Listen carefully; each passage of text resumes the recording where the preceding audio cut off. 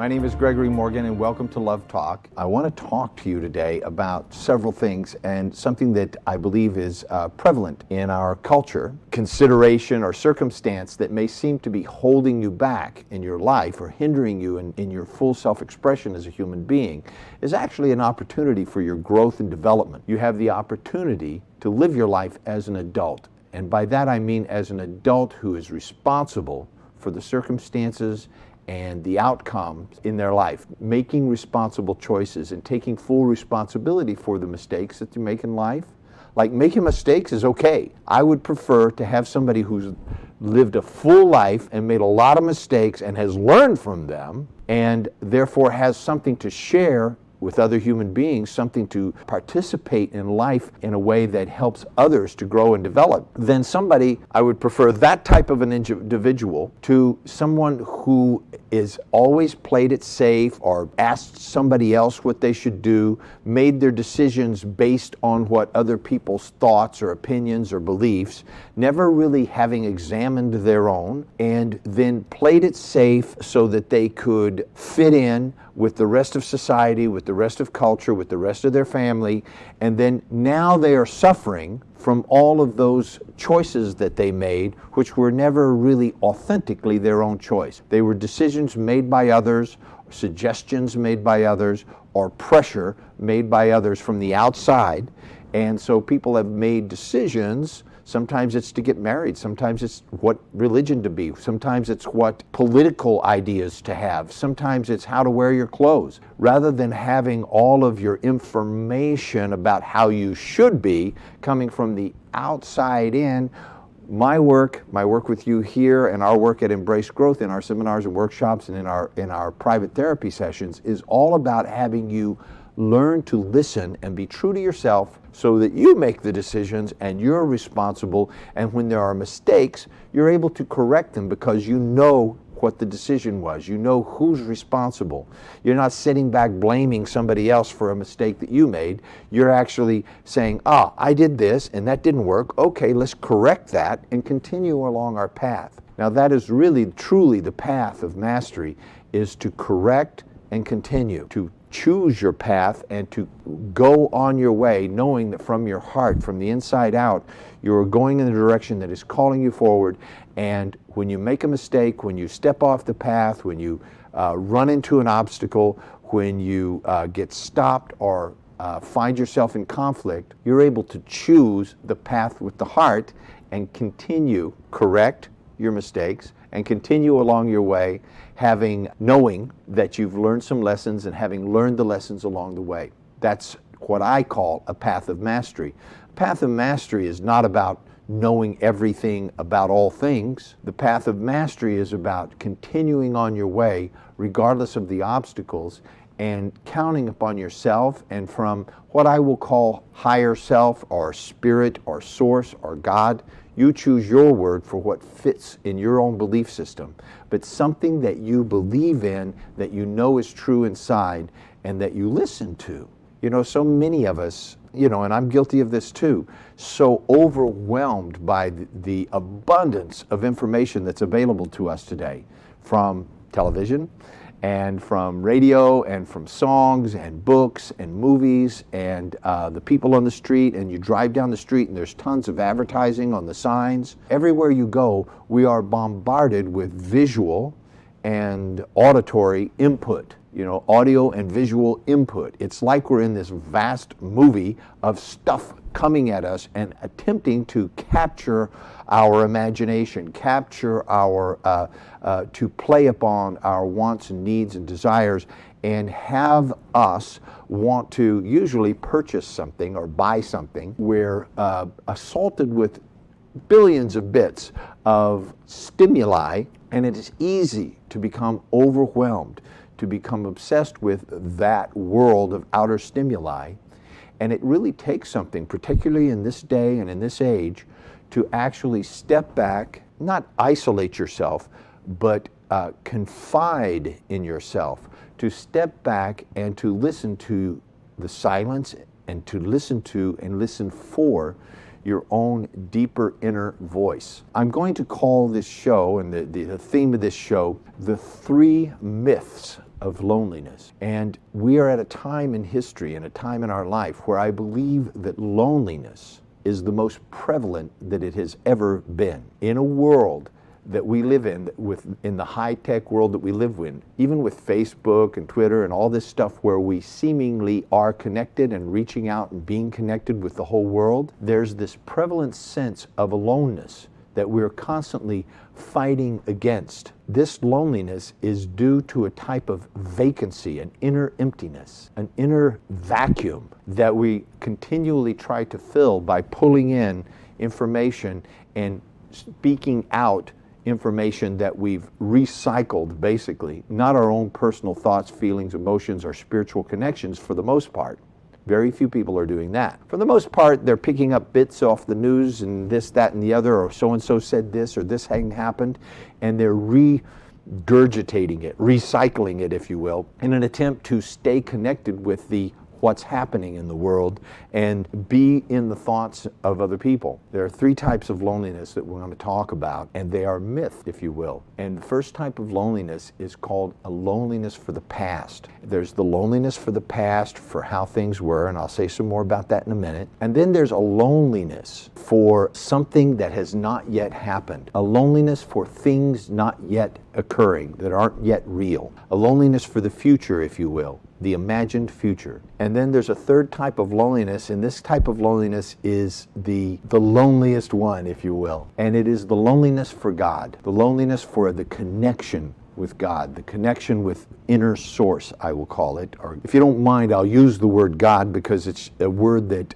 while it may be loaded with religious significance for a lot of people, it is one that we can all understand in our own separate and individual ways, regardless of where you are about religion or spirituality. For the sake of ease in this conversation, I'll use the word God or source, maybe intermittently, but it is that infinite source of wisdom and power and truth that you know, and sometimes you know it inside yourself just as your own. Some people refer to it as their Buddha nature or their higher self. Regardless, it depends on the cultural background that you come from. So there's this loneliness for a connection with God that we're also very lonely for as a species, as a race. So back to the first type of loneliness that we experience, and this is Jung said, Carl Jung, a very famous psychiatrist, psychologist, said there are really just two kinds of therapy. When somebody comes into the office, into his office back then, and they're either 21 or they're 45. Now, what he was referring to is the first type of loneliness or the latter type of loneliness, meaning a return to the past is a young person's loneliness. It is a longing for a return to innocence, a return to childhood. It is a backward turning loneliness.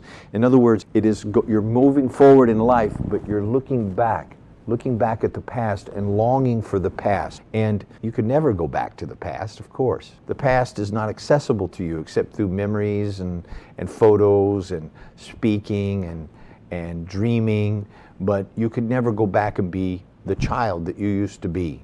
And so it is a backward turning and longing for the innocence of childhood. But as such, it is regressive. It will hold you back in life. It will keep you from moving forward powerfully into your future and living a powerful life. It's a loneliness for the way things used to be. They're not that way anymore, but you're still lonely for the way things used to be. It's a longing for a returning to the playground, for that little innocent child that's swinging on a swing, that's playing in the playground. It's an innocence and a simplicity and a fun and a connectedness with other children in which we enjoyed playing for the sake of playing, just being. And so each of us has this sort of memory of that innocence, and there's a loneliness for that. And that loneliness stays with us, particularly up through the 20s and the mid-20s and into the early 30s, in which we begin to come into the present moment, and then there begins to be this loneliness for things not yet realized. It is about this time in our life that we start thinking about falling in love and marrying someone, or building a home together, or having children, or perhaps building a career and accumulating wealth. taking the knowledge that we've accumulated in school or in college or so forth and going out and changing the world. So there's this longing for things not yet realized, not yet fulfilled. We have a vision in our inner self of the future, or perhaps we've absorbed visions from other people around. We've seen somebody else who's living a life that we go, oh man, I would like to have that or do that or be that. And so there is a longing, if you will, or a loneliness for things not yet realized. This kind of loneliness can be very motivating because it moves you forward rather than moving you backwards. The previous one, loneliness for the things of the past, will hold you back. It will keep you back. And this is a very dangerous loneliness, particularly for men. I'm stepping back a little bit to the first one.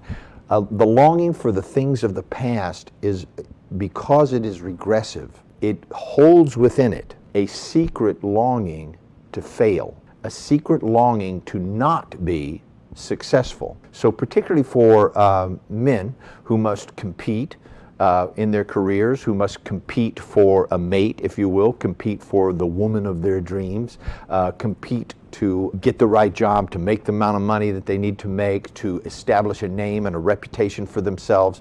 All of those are progressive and penetrating thoughts and actions for a man. There are men, it means that you have to gather yourself together and go out and press into the world and accomplish things. This regressive longing for the innocence of things of the past is a secret longing for the mother. It's wanting to return to the mother. Now, why I say it's particularly dangerous for men is it'll keep you from competing powerfully, because you'll go for the job interview or you'll go for to test for a promotion, and there will be a secret desire to fail, a fear of success, because that success would pull you into the future and further away from the past, further away from the mother. And so very often men that are in this condition, regardless of your age, regardless of your chronological age, if you are stuck in a longing for things gone by, things of the past, then you are longing for a return to innocence and a return to the mother. So men will often choose women who most resemble their mother as an attempt to stay with the mother, to actually marry the mother. Now, a woman is a woman. She's not your mother. Men who are looking for a woman to be their mother will criticize the woman when she's not her mother, which she isn't, and so she never could be, and will also demand that she has unconditional love, which, sorry men, if you're watching this show, your wife is not supposed to love you unconditionally. Your mother might have been. Mothers do love their sons and daughters unconditionally. You do anything wrong, she'll still love you. Your wife is not the same thing. Your wife is not supposed to love you unconditionally, because marriage is a deal. She's exchanging her youth, her vitality, her fertility, the promise of a future through children, the sensuality and sexuality and the pleasure of being with a beautiful and sensuous woman that looks good and feels good and smells good. She's trading and bargaining all of that for the security, for your monogamy, for your loyalty, for your protection, for your providing a home and the things that a man provides for a woman and children. So marriage is a deal. And it is not unconditional love. She's not saying, I love you no matter how you act, so therefore you have permission to run out and cheat on the marriage or not go to work or any number of things that men might do, keep all the money for yourself or write her out of your will. Those are all things that would be deal breakers in a marriage, because a marriage is, hey, I'm going to bring my entire life of youth and beauty and vitality to this marriage, and you're going to bring all your money and time and sexual attention to the marriage. So men will often make a choice when they are caught up in the loneliness for the past of choosing women who most resemble their mother so that they can stay a child. And so you have 45, 50, 60-year-old men who are still a child looking for their mother. Very dangerous, very destructive to society, very destructive to marriages, and very destructive to the children that they bear. Because then the children are deprived of having a strong example of masculine energy, a strong example of manhood in the home that is a protector, a provider, a man who knows what he wants and who takes care of women and children and who is moving forward into a future. So I wanted to say that about that loneliness for the past segment. There is the loneliness of things yet to come, which we covered a little bit. And those loneliness for the things to come is, like I said, a vision of the future, a vision of something that you want to do with your life, something that is calling you, something that is your purpose in life, something that you as an individual, whether you're a man or a woman, regardless of your age, regardless of your religion, regardless of whether you're married or not, what country you came from, regardless of whether you're tall or short or fat or skinny or black or white, you came here for a specific purpose. And a purpose is different than a reason, okay? A reason comes from logic. A purpose comes from intuition. A reason can be thought out, measured out, timed out. It can be reasoned in logic. Purpose is often quite unreasonable. It often springs up from a wellspring deep within yourself and drives you forward. It occurs in your dreams. It occurs in your heart. It occurs in your emotions. One of the ways that you can begin to detect what your purpose is, what your inner calling is to begin to look at the times in your life when you have been angry, frustrated, hurt, when you have been resigned or sad. It is because your inner purpose, the thing that really means the most to you, has been violated. Things that don't have significant meaning to you, things that are not part of your purpose, they can occur to you, but they don't have that, they don't cause any damage. You don't get upset about them. You might get angry, pissed off, annoyed, or something like that, but it's not that deep kind of hurt or anger or rage. You know, when anger turns to rage, when sadness turns to deep depression, when fear turns to terror, it is because something that you are here for, something that your whole soul has come to this earth and manifested in this body at this time to accomplish. There's something that you're up to here, okay? It is an inner vision. And at a certain time in your life, you begin to see that inner vision out in the world. Conversely, another way that you can begin to detect or define what your inner purpose is, your purpose, those times in your life where you've heard a song, read a poem, seen a movie, and you get those goosebumps on your arm or in your scalp. You know, you feel a tingle that comes up your spine, or your face turns red, or tears come from your eyes, or your heart starts beating, and you feel overwhelmed with a positive emotion that you can't quite explain. Those moments are when your purpose, the thing that is your most valued part of your heart, has been fulfilled. You've seen it, you've heard it in a song, or you've seen it in a movie, or you've seen it in a play. It is the art, if you will, of musicians and playwrights and screenwriters and authors of books and poems to be able to pull from the community consciousness, if you will, the mass consciousness of humanity, the group consciousness of all people, to be able to pull those dreams and visions together in such a way and express them in such a way that it lights up, stimulates and triggers the positive emotions in human beings and drives them forward into a higher vision for their own life. So I urge you to begin to listen to and pay attention to those times when you've been moved, touched, inspired by something, whether it's somebody speaking, whether it's a story somebody told, whatever it is, or whether it's an art form. The times where you felt those frissons, those goosebumps, start to listen to your inner voice and remember those moments and ask yourself, what is it that I value most in this moment that has been touched and has been moved in me?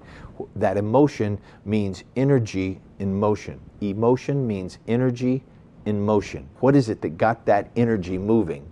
and moving in a positive way, yes? And then when it moves, again, when it moves in a negative way, it's because you're angry, it makes you angry. When that's been violated, when that principle, that mission, that purpose has been violated, when it's been abused, when it's been invalidated, you get angry, you get upset, and on a very extreme level, okay? So this loneliness for things not yet realized.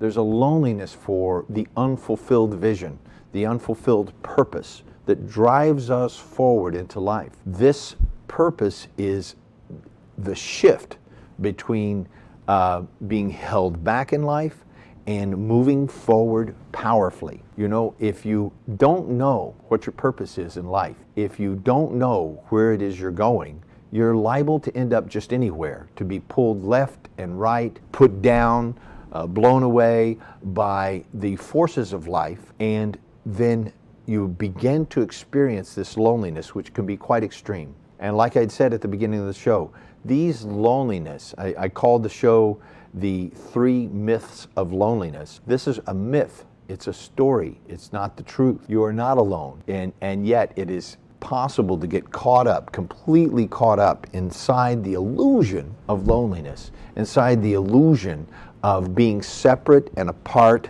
from that vision, separate and apart from your purpose in life. Nothing could be further from the truth. The truth is, your purpose in life, your vision, if you just ask yourself, who was sitting in your chair when you had that vision? Who was standing in your shoes when you had those feelings, when you had that insight, when you believed those beliefs, and when you cried those tears, when you laughed that laughter? Who was wearing your shirt? It's never been away from you, this vision. It's never been out there. It's always been in here. It's always been inside, closer than your skin, closer than your breath, never far away. And so it's not that you have to go out and do something and feel lonely that it is not yet done. It is that you need to begin to listen, really listen to your own inner voice and move forward according to its guidelines, because it will, this inner voice, this true you, will always tell you where to go, how to do it. It won't tell you the details. It doesn't teach you how to fix a carburetor or, you know, build a house or something like that, but it will give you the ways and the means to get your vision accomplished if you just listen. And the people that show up in your life that will be attracted to your vision, some of them will know how, will come because they know how and because they're part of it. Don't share your dreams and visions with people who do not have the means to help you fulfill them, who do not have the willingness and the desire and the wherewithal, meaning money, time, and energy, to help you fulfill it. If you share your dreams with people who do not have the desire or the money, time, and energy to help you fulfill it, they will drag your dream down with them. They will keep you back. By sharing this with them, how many times have you shared something that you were really inspired about or turned on about, or an insight that you'd have, and somebody says, yeah, but, and then whatever follows the word but is where they want to take you, and it's in the direction away from your dream. They will be the ones who will tell you it can't be done, you're out of your mind, what are you thinking? Yeah, maybe for other people, but not for you. You're not smart enough, you're too fat, you're too poor, you don't have enough money, you live in the wrong country, your religion. They'll say something that will put a damper on your dreams, and they believe that. It's not that they're trying to kill your dreams, that's what they believe. That's their world and that's their reality, and guess what? It's not your job to try to change their reality. That's one piece. On the other hand, I suggest that you seek out and find and hang out with, by whatever means possible, whether you have to pay them or travel to go see them or call them on the phone or study the books that they've read or the videos they've made, whatever it is, find people who do have the consciousness, the money, the time, the energy, the desire to help you fulfill your dreams. You should be looking for those people. Those people you should spend however much money it takes, however much time it takes, go however far it is to go, to be with them, to be in their presence, to spend time with them, to keep their kind of consciousness and awareness and energy in your life at all times, and you will find that you will move rapidly towards your dreams and visions, that they will become fulfilled again and again and again. There is a saying in old Taoist legends that they had a term that meant real people. And real people simply meant self-realized or enlightened people, people who were fulfilled and self-realized. The saying, when it's translated into English, means something like, one should walk 1,000 miles to be in the presence of a real person. Okay, so you make that mean what you want to make it mean. I make it mean that one should take any measures to go and be in the presence of the enlightened, be in presence of the ones who are empowering others. And you may be asking, why am I talking about this in the context of a show called Love Talk? Because in the myth of falling in love resides these previous two types of loneliness. Many people fall in love or seek love or looking for love and romance as a way of healing their loneliness, as a way of dealing with their loneliness. And so we project onto another something that we can't quite realize ourselves. And then when that projection meets everyday reality, when the romantic fantasy of love and perfection and the sort of sparkly, effervescent aura that surrounds our beloved begins to run into the everyday wash the dishes, clean the car, go to work, ordinary reality, then it crashes and dissolves. The magical prince or princess suddenly becomes an ordinary person or a frog. Worse, right? They become somebody that we can't stand to be with because we blame them for having crashed our dream, for having destroyed our vision, our fantasy. And the truth of the matter is, they're just a real, normal human being with dreams and desires just like you. So they laugh, they cry, they suffer, they have joy, they have disappointments just like you. And they're ordinary people just like you. And so part of having a long-term committed relationship, part of having if you're in a marriage that is maybe taken a turn and now you're like, why am I still in this marriage? This show is about that for you. If you are a young person who maybe has been through some relationships and some of them you've tried and failed and it hasn't quite worked out and you can't figure out why and you don't want to keep repeating that same pattern until you get old, this show is for you. If you are starting out on a new relationship and have met somebody that you really care about and you're in love with them and you can't wait to be with them, this show is for you, because what we're talking about is the myth or the illusion of loneliness, isolation, separateness. And so the third type of loneliness is the loneliness for the nearness to God. There's nothing more painful than to be near everything you ever wanted and yet not be able to touch it, not be able to know it, to realize it, to feel it, to live it. We arrive at a stage in our life where this is what a lot of people call the midlife crisis. It's not a crisis for the person that's living it, it's a crisis for everyone around them. But around sometime in the midlife, whether you're a man or a woman, regardless of where you're at, usually in the 40s, mid-40s, you come to a place where you've lived enough life, you've been disillusioned enough times, you've moved forward in life and maybe accomplished a lot of things, maybe fulfilled some of those dreams and visions. But regardless of what you've accomplished or fulfilled, you still become acutely aware of a sort of emptiness inside. A sort of, after all this work and all of this life and all of this striving and struggling and winning and losing, that's all there is?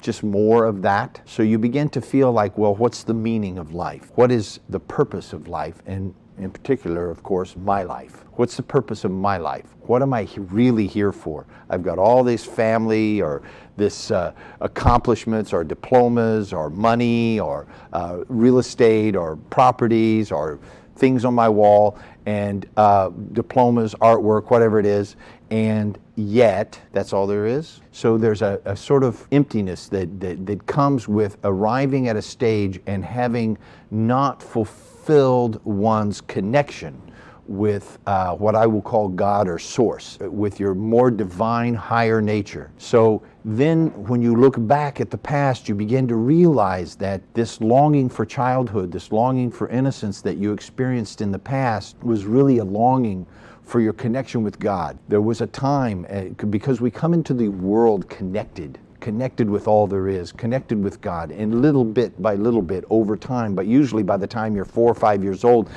pretty much it's done with, you know. If not by that, then certainly by the time you're 7 years old, your connection has mostly been severed because you have been conditioned to survive in a world full of disconnected people. You begin to realize, oh, I see the way to get along around here, the way to win with the people who are in charge, the way to be loved and protected and to survive, in other words, mentally, spiritually, emotionally, and financially, is to be like the others, to fit in, and that means to be disconnected. So we begin to absorb the fears of our parents and the people around us. We begin to absorb the ideas and beliefs and modalities of the people around us. Then you live an entire lifetime that way, 40, 50 years that way, trying to find your way, trying to find your vision, trying to fit in and never quite feeling like you were a part of it all, not like it was before and not like it will be someday, right? Always feeling this sense of disconnectedness, this sense of isolation and loneliness. So the third type of loneliness is the loneliness for nearness to God, in which your loneliness, you have the opportunity to create a transformation in which you transform your aloneness and isolation into solitude. And there's a big distinction between isolation and loneliness and solitude. Solitude is where you enjoy your own company, where you, and many cultures throughout history have had monks, if you will.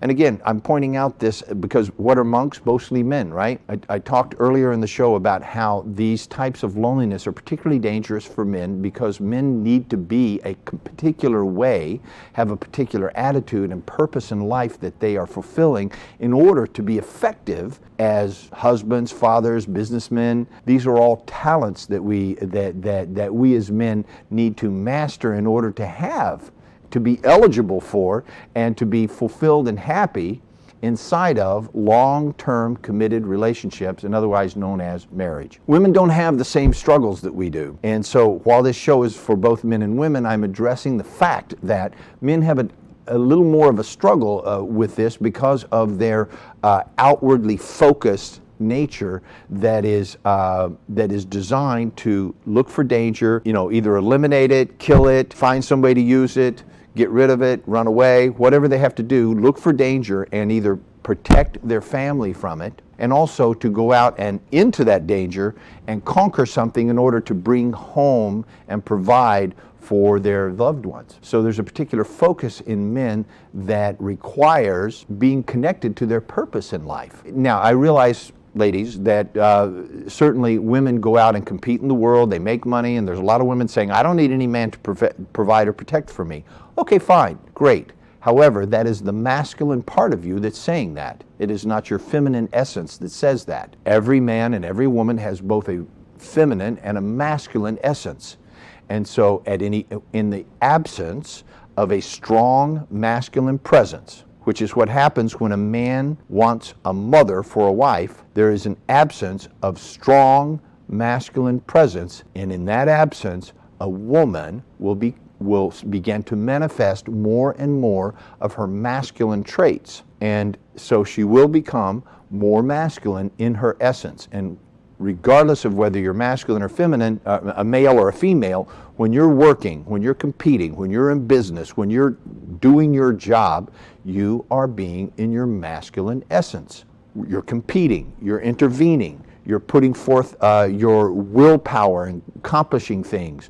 You're you're making money and you're bringing it back to the home. So you're being in a masculine way, regardless of whether you're masculine or feminine. Now, I don't want to get off track too far with all that, okay? That's a lesson for a different day. In this loneliness for God, in this loneliness for nearness to God, there comes a time in which one's isolation and sense of painful aloneness, that painful sense of aloneness, like I'm disconnected from my purpose in life, I'm disconnected from my feelings for people, I'm disconnected for why I'm even doing this job or career, I'm disconnected from that sense of childish joy and innocence, I'm disconnected from the love of my wife or husband, I'm disconnected and alone. And even when I'm in a public with my friends and in a social environment, I somehow feel disconnected and isolated. There's a transformation that is available and that takes place at a certain time in your life,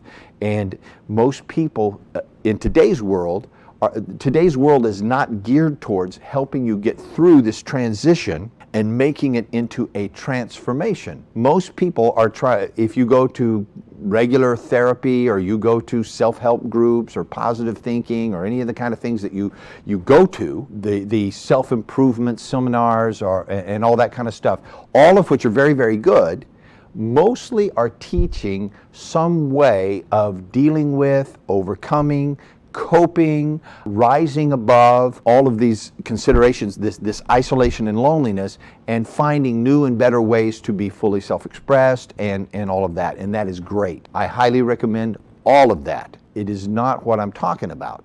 I'm not talking about getting better. You're going to do that anyhow, okay? That's rather common to get better. The entire universe is geared towards getting better. A dog gets better at being a dog. They get more dog-like, and if you look at ancient dogs, like the skeletons of ancient dogs have evolved. Things that used to kill dogs don't anymore. Their immune system is constantly evolving. Human beings are constantly evolving. We're actually getting better at being human beings, physically, mentally, spiritually, emotionally. Now you might say, oh man, if this is getting better, then what was it like before? So all joking aside, everything is... Oak trees get better at being oak trees. Diseases that used to kill pine trees and oak trees and plants don't do it anymore, can't kill them anymore. They're impervious to it. Even in the plant world and in the animal world, we've developed an immunity to things that used to kill us. And so we're actually getting better at surviving as human beings. So when I talk about you're going to get better anyhow, that's pretty predictable. You know, it's pretty predictable that if you live your life, you know, you're a better driver than you used to be. You're better at tying your shoes than you used to be. You're better at a lot of things than you were when you started out. So obviously you're going to keep on getting better at things. That's not what I'm talking about here. I'm talking about transformation. I'm talking about in this loneliness for nearness to God, there's a transformation that one could begin to listen for. A transformation that's available in which your loneliness and isolation becomes something that we can only call, for lack of a better word, solitude. And in that solitude, you take comfort. You actually seek solitude. You'll find yourself wanting to get away from the crowd and the people and the things and listen to the silence, turning off the television, turning down the music, turning up the inner voice, turning up the quiet voice that's always been there, turning up that quiet voice that you could call God, higher self, source, the nearness to something that is true, something that is eternal, something that has always been there. So this loneliness for nearness to God can go very, very wrong, right? It can go very, very wrong if you keep trying to make it better, if you keep trying to make it go away, if you keep trying to medicate yourself or drink yourself or gamble yourself or sex yourself or work yourself into a sense of connectedness, forget it. It's never going to happen. I'm not saying you should lose all outward motivation. On the contrary, I'm saying that there is a call, this feeling of isolation and aloneness and longing for a nearness to God is a call to transform your life, to actually bring back the fullness and the meaningness and the substance of your life. And in that, you look across the room at this person you've been married to for 20 years and you've raised kids and you can hardly stand to be around them sometimes. You look at this feeling of disconnection. You look at how you've been trying to escape from that situation, or your thoughts about how can you change. And rather than going away or trying to make it better, transformation means going towards that thing you're most afraid of, going towards that fear that you have of loneliness and isolation, and actually beginning to embrace it and for what it really is. As long as you are putting it away from you, you will keep it away from you for a while, and you will experience the extreme pain of loneliness. And I can tell you from my own experience, it is the most severe of all pains to feel disconnected from all there is, which it's the American Indian name for in some tribes for God. They called it Great Spirit, and in some cases they called it a name that meant all there is, everything. And so they saw God as being all there is. They related to all there is as if they were having a relationship with God. In fact, in the Middle Ages, Earth was called Sancte Terra, meaning the sanctified earth, the Mother Earth. So in the Middle Ages, they used to sanctify things, objects and things.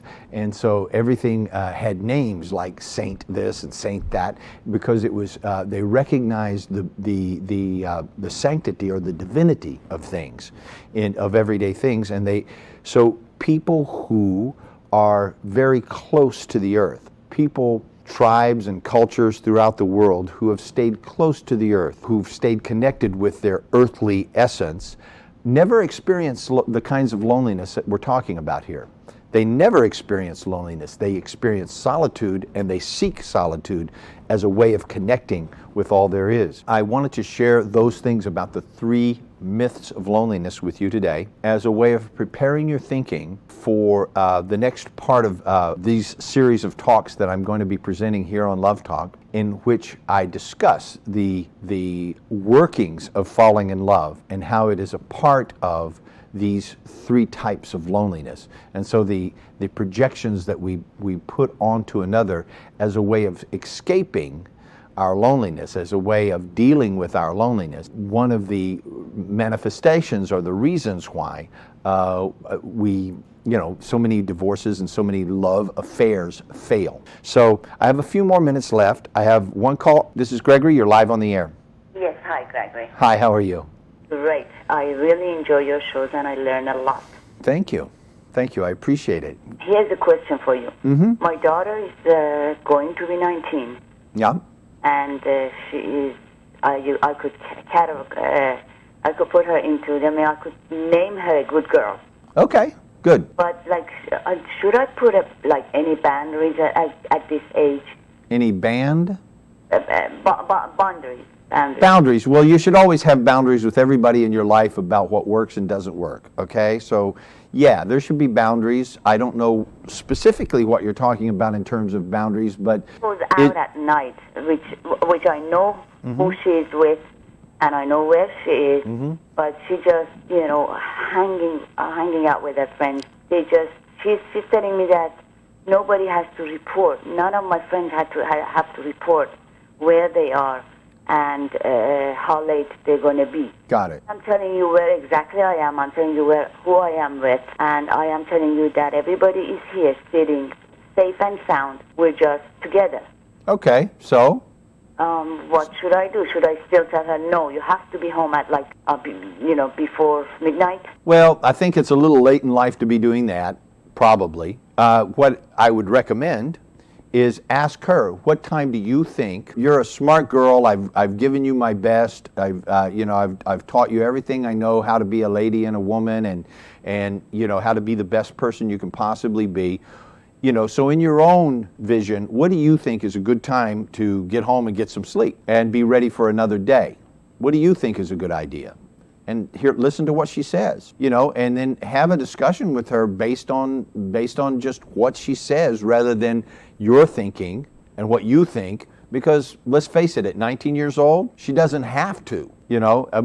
Technically, she doesn't have to. If she's living in your house and you're paying for her car, cell phone, insurance, computer, rent, whatever, feeding her, then, you know, you got something to say about that, right? Yes. And you could say, look, as long as, you know, I'm providing this, then I need you to provide something for me. Let's make a deal. I'm providing, you know, X, Y, Z, all those things that I mentioned, and I'm doing it because I love you and I want the best for you. And I believe in you and I trust you. However, I need you to provide a little something for me so that I can manage my own mind, okay? Because when you're out late and I don't know where you are or how late you're coming in or who you're with, my mind kind of goes a little funny. Because that's really what it is, isn't it? Yes. Yeah, your mind starts to trip out a little bit. Trust is 100% there. Yeah, I know, but still, your imagination can get the best of you, can it? Well, the thing is that I'm worried about, like, her driving late at night and whatnot. Yeah, all that stuff. So tell her the things that you're concerned about. Reaffirm that you do trust her. And say, look, just help me out here. Let me know. Talk to me. Communicate with me so that I don't worry. Okay? Just like I worry and I can't do anything about that. I'm your mother. I'm going to worry until you're 50 years old. Okay? If you're 45 years old and you're out doing whatever you're doing, I'm still going to worry about you because I'm your mother. Absolutely. You know, isn't it true? Of course it is. Yeah, when she's 45 years old, you're still going to like say, you know, make sure you put on your coat, it's cold out, or drive careful, or, you know, you're going to be saying those things, or you're at least thinking them, right? Familiar. Yeah, that's what mothers do. There's nothing wrong with it. It's just what mothers do. And just tell her, look, one day you're going to have a daughter, and you'll see what I'm talking about. So help me out here. I'm trying to be a great mom and not impose a lot of limitations on you. But let me know where you're at and what you're doing as an act of love from your part to me. And that's, I think, it's not a demand, you know. It's not like, oh, if you don't do that, I'm going to ground you or take away your car. It's just, I'm asking you, will you support me in that way? I'm supporting you. I'm providing all this stuff. You support me by letting me know what's going on with you. Is that fair? Yes. So then you're talking to an adult, you see. She's letting you know where she's at and what she's doing because she cares about you, not because you made her like mommy talking down to an inferior. She does that without me even asking her. She calls me and she tells me where she is at and what she's doing. Yeah. So have her do that as an act of love and appreciation for who you are. She still wants to stay out late. Like you said, she's a good girl. And isn't it true that sometimes good girls do things that are not so good? Sometimes. Everybody does that. Yeah, you, me, everybody does things that are not so good. It's her right to do that, is all I'm saying. It's her right to make mistakes, let's put it that way, and learn from them. And you can trust her to do the right thing, and if she makes a mistake, she'll clean it up, right? And as far as the hour, like limitation with how late at night? Well, I would, like I said, I would tell her what I think is a reasonable hour and ask her what she thinks, and then negotiate from there, yeah? I mean, everybody stays up at 4 o'clock in the morning. Why should I be exception? Okay, well, why do you think she should be an exception? She's my daughter. And that's the only reason? Well, that's a pretty good reason. Listen, they're telling me that I'm out of time. I always love speaking with you. I recognize your voice. You've called here before, yes? Yes, I sure did. Yeah, I recognize your voice. Thank you for always watching my show and always having great questions. I hope this helped. Just treat her with respect and ask her to give you the same honor, you know? I sure will. Because you've been a mother and a father to her, haven't you? As a matter of fact, the father is also very much in the picture. Oh, he is? Oh, okay, great. So, yeah, just tell her what you think. Ask her to give you the respect and the honor of letting you know where she is, and that you think that 2, 3 o'clock in the morning is a little bit late to be staying out, and that you trust her to use her better judgment, and that, see, what she's doing is resisting the domination of a parent telling her what to do. And you want to elevate her, she's not your equal because you are superior to her in the sense that you're paying for all of her stuff, right? So she's not on the same level as you. She doesn't have the same authority that you have, but you want to elevate her in consciousness to the same level so that she can begin to see and trust that she can begin to see that you're just caring for what's best for her. so that it's not because I said so and I'm your mother. That'll never fly. It's got to be because I think this is the best thing and I hope you can see it too. Okay? Already. All right. Thank you very much. I hope that helped. As usual, I thank you so much. My blessings. Thank you very much for calling. Bye-bye. All right. All right. Well, we're out of time for today. This has been Love Talk. Thank you, and join me again here next week. Good day.